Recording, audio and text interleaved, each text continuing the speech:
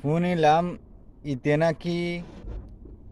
আল্লামা দেলোয়ার হোসেন সাইদির ছবি লই ওরে উগম মায়াফত ছবি লই এডিটিং করি সাইজে তো হতইলে ইতে ছবিয়ান সাইজে ইতে চিন্তা করি ওরে সাইজে ছবিয়ান ইতার যদি শাস্তি ন দেয় আরও মানুষে গরিবার চেষ্টা করিব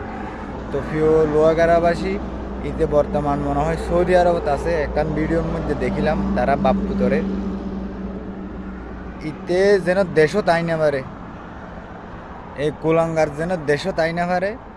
এই ব্যবস্থা করিবে তোমরা ওকে কারণ আর বিয়াগিনর মুসলমান বিয়াগিনর একজন প্রিয় আলম আল্লামা দেলোয়ার হোসেন সাইদি উনারে নিয়ে